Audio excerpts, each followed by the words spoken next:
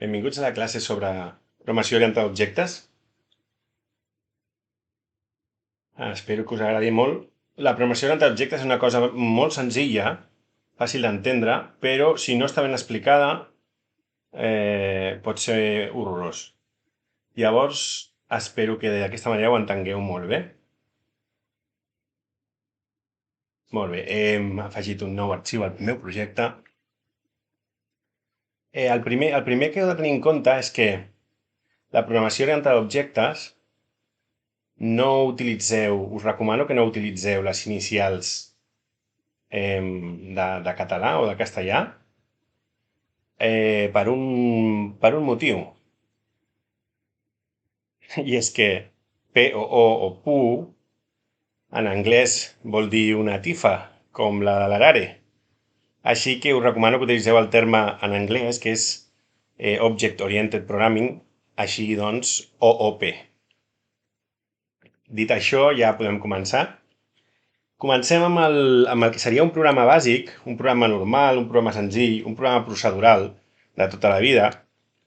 Anem a posar-li això que sempre li posem, perquè si no li posem, si des d'un altre programa ens fan un import, s'executaria tot el codi. I si nosaltres creem un programa amb la idea de que alguns mètodes o funcions es reutilitzin des d'altres arxius, no volem que s'executi el que està sota aquest if, només les declaracions. Bé, llavors anem a començar. Anem a començar amb un programa que tindria en compte les dades personals dels treballadors d'una empresa. Llavors, tindríem, per exemple, el nom anem a dir-li nom 1, el nom 1 seria Jaume.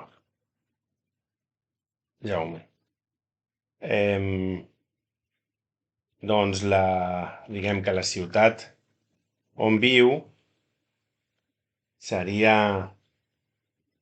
Sant Joan d'Espí.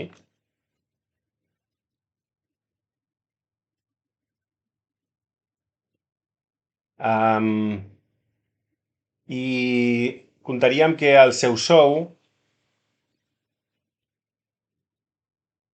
són, per exemple, 30.000 euros bruts anuals. Llavors tindríem un altre que seria el Maure, un bon amic, el Maure.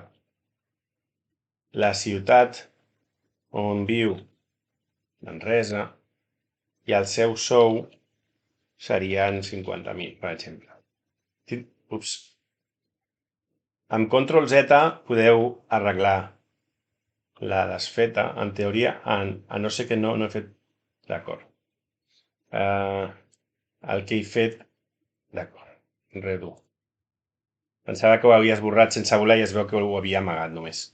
D'acord, llavors, podríem agafar un nom 3, la Lau. Podríem dir...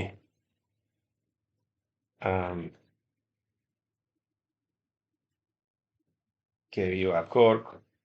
Podríem dir que el seu sou són 90.000.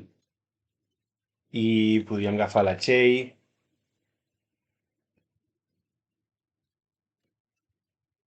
La ciutat on viu és Barcelona, capital de Catalunya.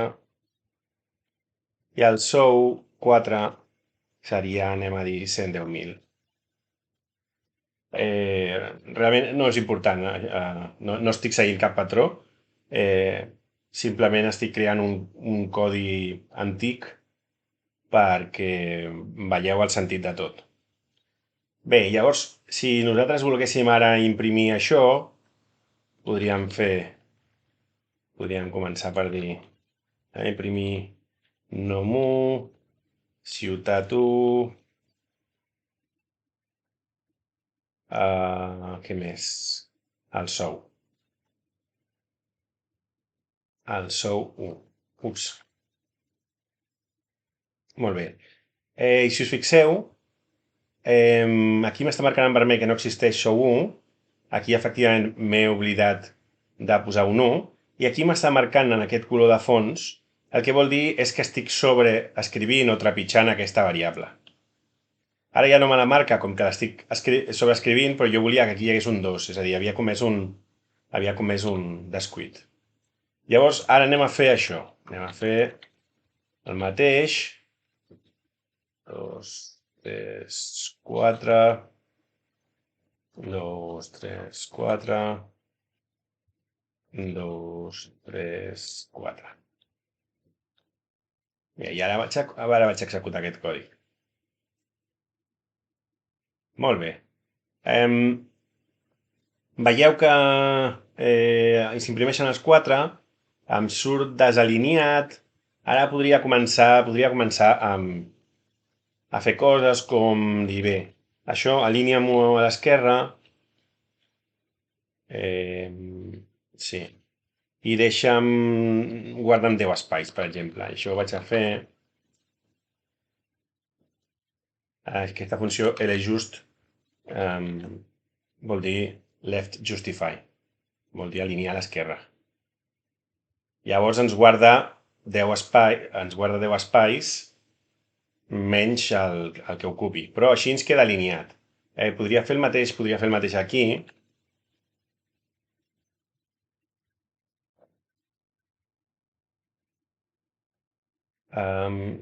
Llavors, run... Bé, Sant Joan d'Espí és més llarg i llavors ens destarota. Llavors anem a dir, sembla que...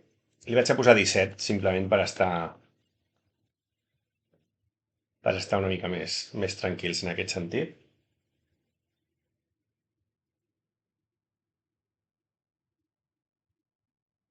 Molt bé, doncs ara ja ho tenim alineat. Encara podríem fer més maco això, i això també ho podríem alinear. Com és un integer, ho anem a convertir a string primer.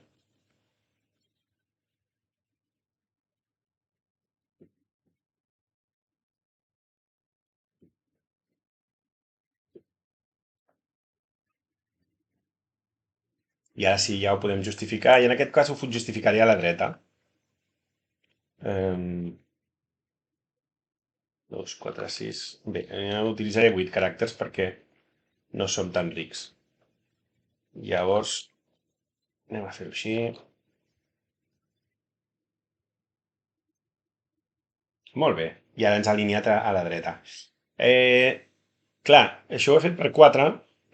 Cada cop que he imprès un i he volgut modificar l'estil,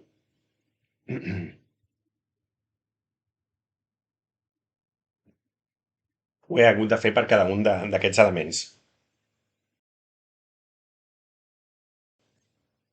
Bé, això és molt poc pràctic.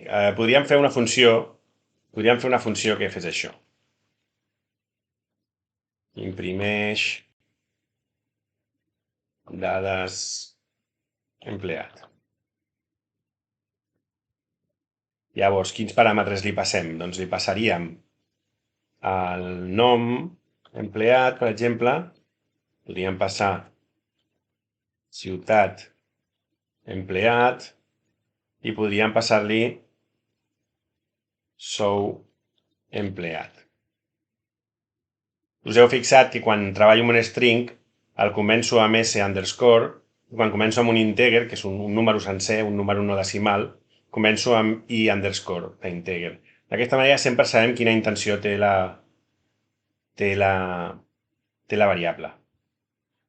Això en alguns llenguatges s'utilitza, en altres no s'utilitza. Hi ha gent que odia horrorosament aquest sistema, però jo que porto programant més de 40 anys, trobo que és un gran sistema per tenir clar quina és la intenció. Sobretot, i a més, quan la gent està aprenent, és molt pràctic. Bé, si us fixeu, aquí està en gris aquests paràmetres, i això és la manera com el PyCharm, que és aquest editor, ens indica que no s'estan fent servir aquestes variables. Bé, anem a agafar això d'aquí. Llavors, això direm que és nom empleat.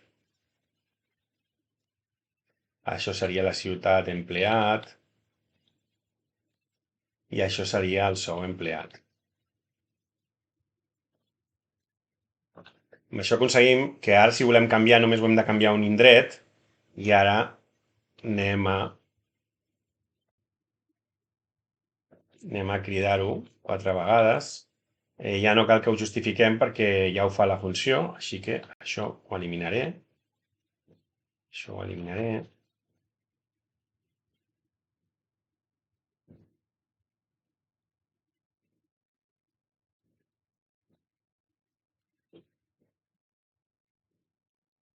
I això també ho eliminaré. Eliminaré les conversions a string i la justificació. Molt bé.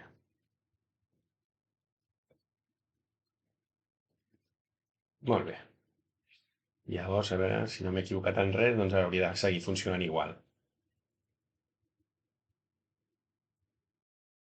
Un primer avantatge, que és que si jo ara volgués, per exemple, no imprimir la ciutat, vaig a comentar-ho, podria fer, per exemple, simplement eliminar-ho aquí i ja ens quedaria arreglat i no hauríem de canviar a 4 llocs o a 400, depenent del número de elements que tinguéssim.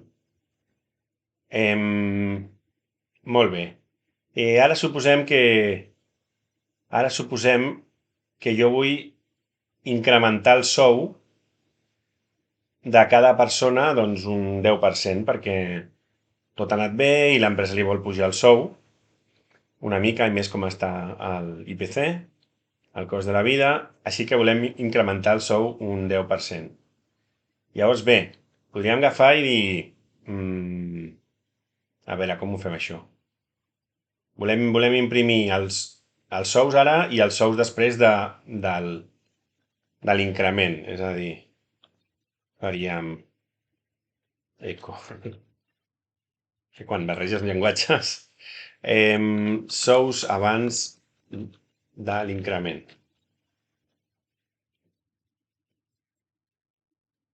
Sous després. Després podríem fer el mateix, però ara hauríem d'agafar i dir el sou és igual a si mateix per 1.1 o 1.10 és el mateix. El que fas és que el multipliquem per un 10%, al final. És el mateix que fer multiplicar per 10, bueno, multiplicar seria el mateix que fer això. El sou és si mateix més multiplicat per 10 i dividit per 100. Seria exactament el mateix, el que passa és que quan estem acostumats a treballar amb informàtica hi ha coses que ja ens surten molt fàcils, que ja dominem. Per exemple, un 10% és 0.1. Llavors, això és el 1 pel sou i això és 0.1 pel sou. Per tant, es pot expressar com 1.1 pel sou. Llavors ja no fem tot això, anem per feina, diguem. D'acord, això és un 10% i, de fet, ho podem escriure abreujat així. En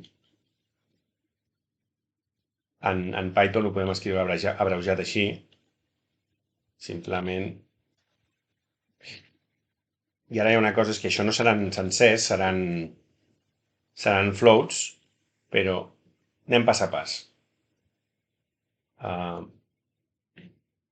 Molt bé. Bé, sí, això és una cosa que tenen els decimals, que no són ben bé exactes, i a vegades ens destaroten una mica. Això ho podem castejar, que es diu, i dir-li el número de posicions decimals que tenim, o si no ens volem complicar massa, el que podem fer és convertir-ho a número sencer. Llavors, en aquest cas, és més fàcil si utilitzem aquesta fórmula, perquè podem posar un int aquí i ja queda convertit mentre que aquí la veritat és que aquí no ho podem posar, i si féssim un int 1.10 seria 1, llavors anem a fer-ho a la mateixa manera que ho he fet abans. 2. Si us fixeu, el 10% de 50.000 són 5.000, i llavors el 110% serien 55.000. Això és un efecte secundari de la manera com els ordinadors calculen els números amb coma flotant o els decimals. Simplement que ho sabeu, que els decimals és un tema una mica delicat. Bé, i això ara hauria de sortir molt maco.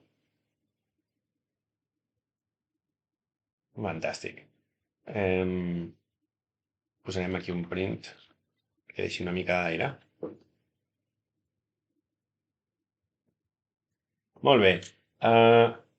Bé, veieu per aquí que tenim el codi barrejat. Tenim per un costat variables, tenim per un costat funcions que reben variables com a paràmetres. Després operem sobre aquestes variables. És bastant incòmode. Podríem agafar i posar-ho amb arrays. Per exemple, podríem agafar i dir noms. I els noms serien Jaume, Maura, Lau, Txell, i podria tenir un altre array per les ciutats, un altre array pels sous. Llavors podria fer un loop. Ho anem a fer perquè ho veieu, perquè això és per...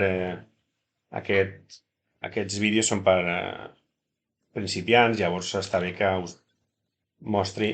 Això no és string. Aquí començaria amb un prefix a per indicar que és un array.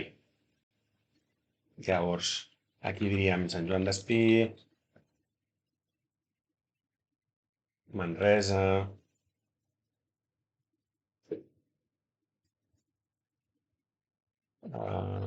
Corp i Barcelona. Corp i Barcelona.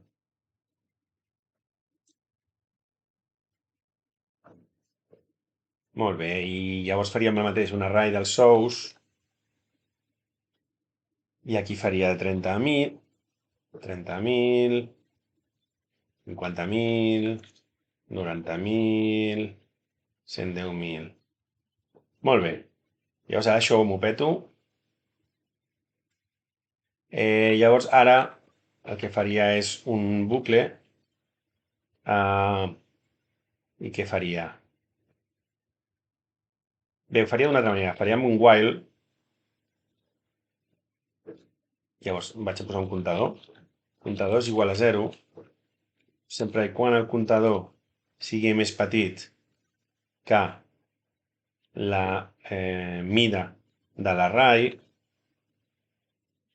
llavors diríem, bé, el nom que ens toca agafar és de l'array noms, comptador. A la ciutat ens toca agafar, seria de l'array ciutat, comptador. I el sou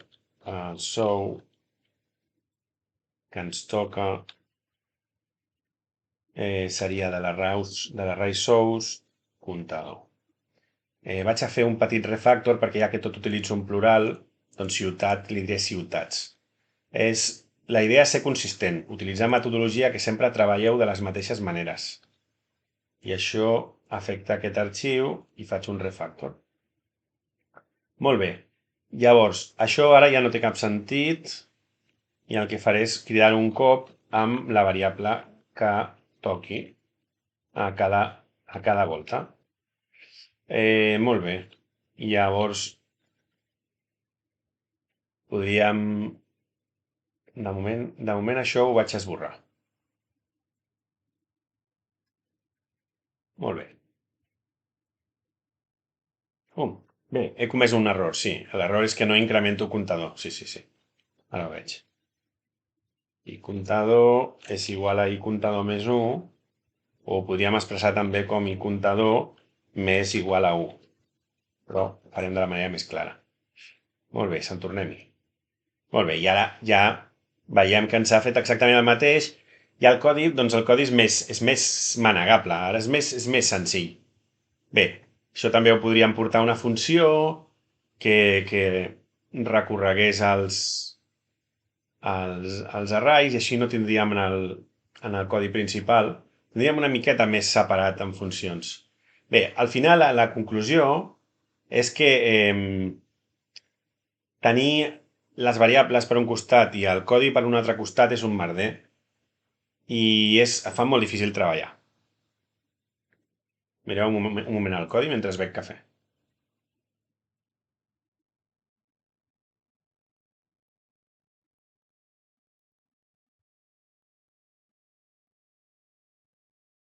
Molt bé. Doncs ara que tenim això, anem a fer un refactor i anem a aprendre el que és la programació orientada a objectes. Llavors, vaig a fer una còpia d'això perquè així guardaré aquest i tindreu els dos exemples.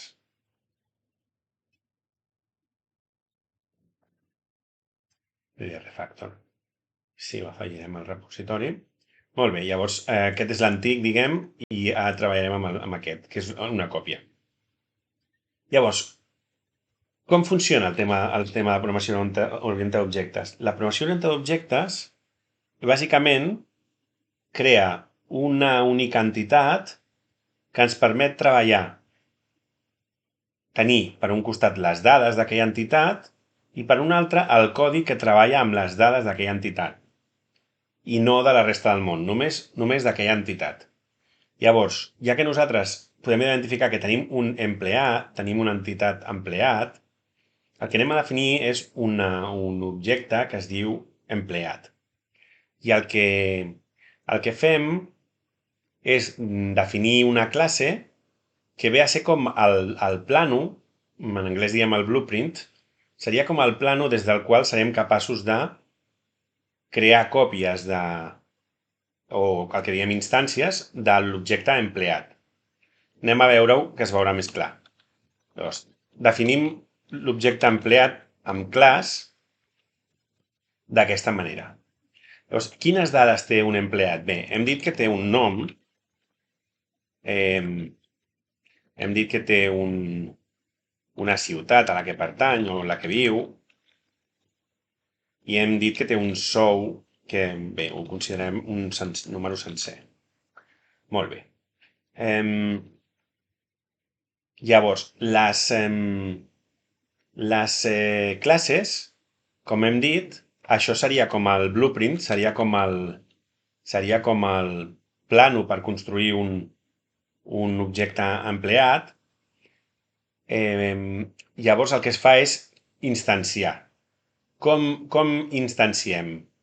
Doncs instanciem fent una cosa, per exemple, que començo amb la O d'objecte, empleat 1, seria així, empleat, entre parèntesis, i aquí li estem dient que ens creï una còpia, un objecte nou, sobre la classe empleat. Bé, quan es crea una nova còpia, que tècnicament li diem una instància, el primer que passa és que si està definit s'executa el constructor. I el constructor no és més que una primera funció que rep qualsevol paràmetre amb el que cridem aquesta classe. Per exemple, el normal en aquest cas seria definir un constructor que rebi el nom, un constructor que rebi la ciutat i un paràmetre nom, un paràmetre ciutat i un paràmetre sou. Llavors, el que he posat aquí inicialment era perquè ho veiéssiu, però això no seria unes variables d'instància de classe que diem, serien unes variables que correspondrien a la definició de classe empleat. No és això el que volem. el que nosaltres volem és que aquestes variables siguin les que es corresponen amb el que ens han passat per paràmetre. I ara canviaré una cosa.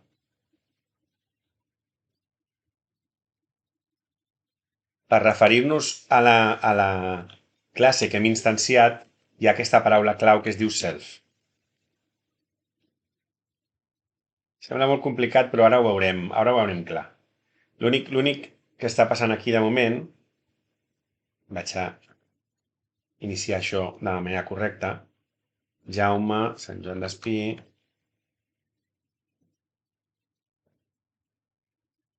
I 30.000.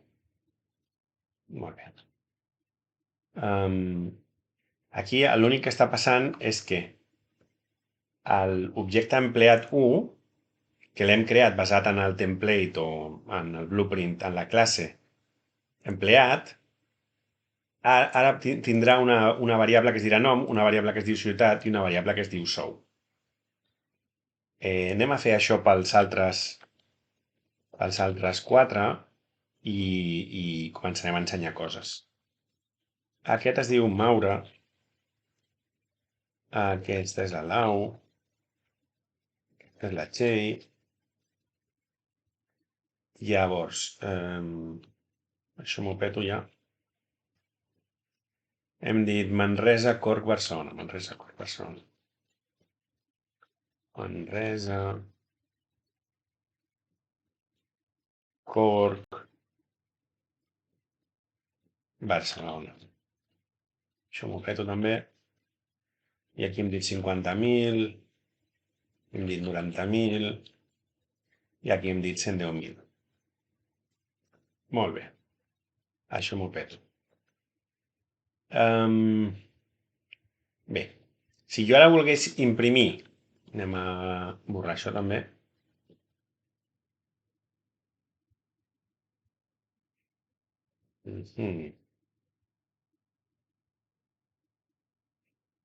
Això ho reaprofitaré. Això ho convertiré en una funció. Bueno, en un mètode. Una funció, quan forma part d'una classe, es diu mètode. Doncs el primer que li hem de posar és el paràmetre self, simplement perquè així és com funciona Python. Un mètode d'una classe, a no ser que sigui estàtic, que això ho veurem després, comença amb el primer paràmetre self. És així com està fet, diguem, el llenguatge. Bé, llavors, això, no m'ha aclarit per netejar. Aquí ens diu que la ciutat no s'està fent servir, clar. Per això està posat en gris, em sembla molt bé. Molt bé. Llavors, aquí els paràmetres que rebíem abans ja no calen, perquè aquests paràmetres formen part de la classe. Llavors, hi podem accedir dient self. Self, bé, en aquest cas, està bé que ens ho marqui en gris, perquè no existeix, en aquest cas és nom. Li hem dit nom. I sou empleat li hem dit sou. I seria self sou. Self.sou. Molt bé. Aquí està molt bé que m'ho marqui perquè no és empleat 1, sinó 2, 3 i 4.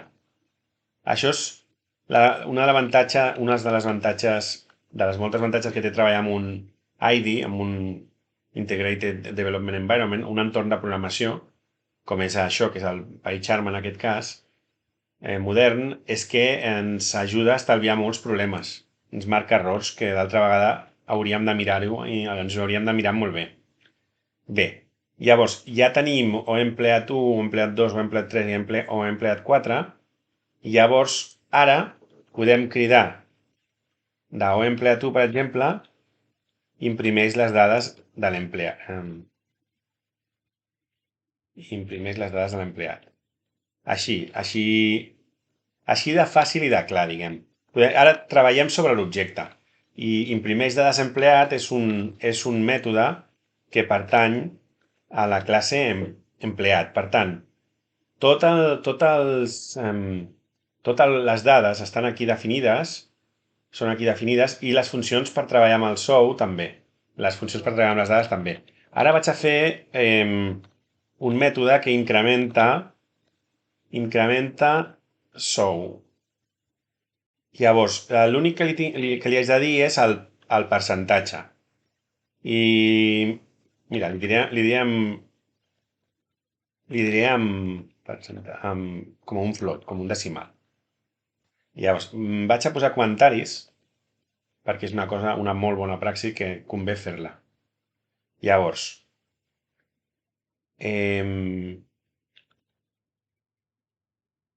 incrementa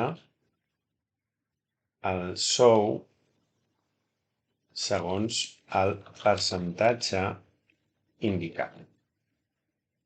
Molt bé. Percentatge a incrementar. I crec que no retornarem res perquè jo crec que actualitzarem el sou en si mateix.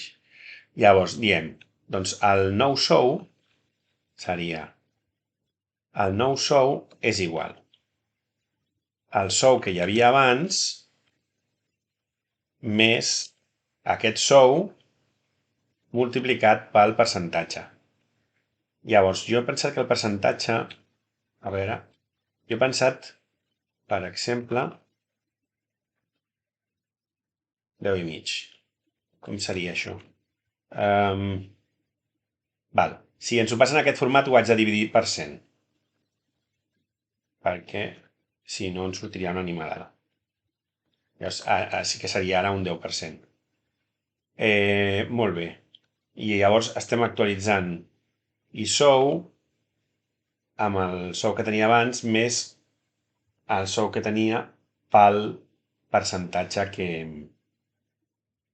han incrementat. I això ho convertiré a sencer, perquè ho vull amb sencer, no vull amb decimals. Molt bé. Llavors, hem fet això. Doncs anem a fer una miqueta. Anem a incrementar el sou de l'empleat ara. Empleat 1. Incrementa sou. Anem a dir el Jaume és molt bon estudiant i li encanta, anem a incrementar-li un 15% el salari. I tornem a imprimir-ho ara. L'empleat 2 és el Maura. El Maura ha treballat bé també, incrementarem un 14. I també farem el mateix, imprimirem.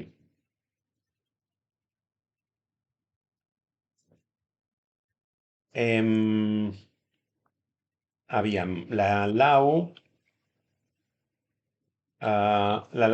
ho ha fet bé, però ja jo per millora incrementem un 10 i tornem a imprimir-ho. I a la Txell ha estat excepcional, llavors li pujarem un 20% al salari. Molt bé. Ja anem a córrer això. Bé, el Maura el 15%, 34.500, i aquí anem veient abans i després de l'increment. Bé, això fa molt fàcil i molt net el codi perquè veiem el que està passant i tota l'estona treballem al voltant d'empleats. De la mateixa manera, també podíem fer un array, per exemple, empleats, com hem fet abans, però en lloc de tenir 3 arrays, podem fer així.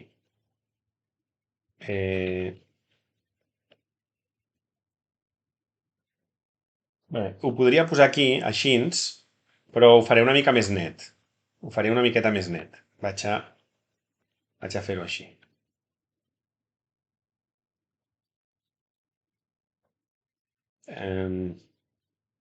Empleat 1, empleat 2, empleat 3, empleat 4. Sí. I si no, també podríem fer, això està bé, però diguem que ho faré una miqueta més net. Faré una miqueta més net. Primer començo per definir la ratlla en blanc aquí. Llavors, simplement crearé un objecte empleat i l'afegiré a l'array. Afegirem l'objecte empleat. Molt bé. I això ho faré després de cada un d'aquests. Llavors ja no cal que els digui. Molt bé. Fantàstic. Doncs aquest array té 4 objectes empleat, cada un amb les seves dades, que són les que li hem passat al constructor, nom, ciutat i sou. Sí, clar, això ja no existeix ara ho canviarem. Llavors, ara podem fer un bucle, per exemple, for empleat in d'array d'empleats, i això ara podem utilitzar aquest oEmpleat, podem incrementar-li el sou i podem tornar-ho a imprimir. I això ja no hem de repetir el codi. Repetir el codi és molt dolent, perquè si hi ha un error, tenim l'error en molts jocs i ho hem de canviar a molts jocs, és una matada. Molt bé. Llavors ara el codi queda molt més net, molt més concís, i anem a córrer-lo. Perfecte, i és exactament el mateix, però podem treballar amb les coses d'una manera molt més endreçada i sobretot molt més mantenible. Perquè si jo ara dic, bé, ostres, és que resulta que estem perdent els decimals amb l'increment del sou i encara que sigui una tonteria, al final això que fa que a finances li sigui un mal de cap. Doncs anem a fer-ho una miqueta millor, o anem a canviar-ho i ara anem a fer que no es converteixi en integer. Llavors aquí anem a fer un refactor per començar. Llavors, això li canviarem el nom i li direm f, simplement per reflexar que és un float, això, que només executin aquest arxiu. Podem fer un preview de tot el que es canviarà. Molt bé.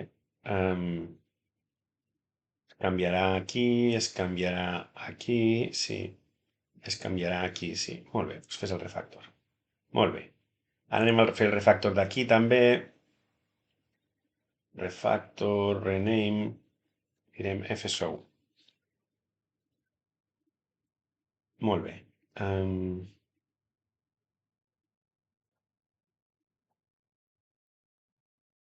Perfecte. Llavors li traiem a l'integer i llavors això ja ens hauria sortit amb els decimals. Bé, en aquest cas no queda tan clar, però el que podríem fer, per exemple, si posem números no tan perfectes, no tan quadrats, sí. Molt bé, si ara apliquem aquestes pujades, els decimals ja són una mica diferents. Molt bé. Només hem hagut de canviar una part del nostre codi. Llavors, podria ser que tinguéssim una funcionalitat que fos genèrica de la classe i que realment no requerís de cap dada de fora. Per exemple, si volguéssim imprimir una capçalera, per això,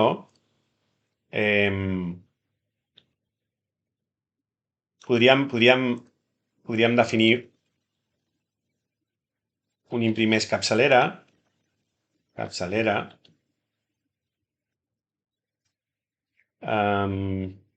llavors, primer de tot, com aquí són més de 8, vaig a reservar un espai de 11. Molt bé.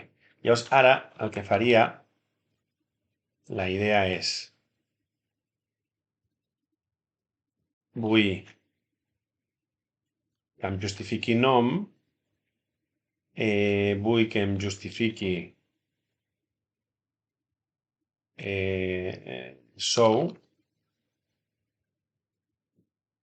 perquè això serà la capçalera de la columna, i llavors vull que m'imprimeixi guionets i podria fer així, per exemple, anem a fer-ho, anem a executar això.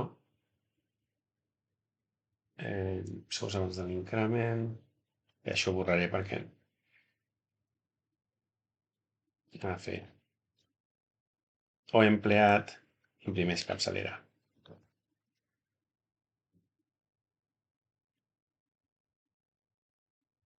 Bé. Llavors, el que vaig a fer perquè quedi una mica més maco és, perquè aquí ens queda desquadrat, diré, bueno, vull tants guions com, bé, com sé que justifico amb 10, doncs li diré, vull 10 guions i després vull un espai en blanc, a veure, i després vull 11 guions perquè quedi quadrat. Això el que farà és que repetirà 10 vegades el guió, a l'igual, després posarà un espai en blanc i repetirà 11 vegades a l'igual. Bé. Exacte. Llavors, bé, anem a suposar que jo vull imprimir això a dalt de tot. Anem a suposar que jo vull imprimir això aquí al principi, bé, després, aquí, a dalt de tot. Clar, no puc imprimir perquè no he instanciat encara la classe empleat. Però realment jo només vull imprimir la capçalera, no vull haver de crear un objecte empleat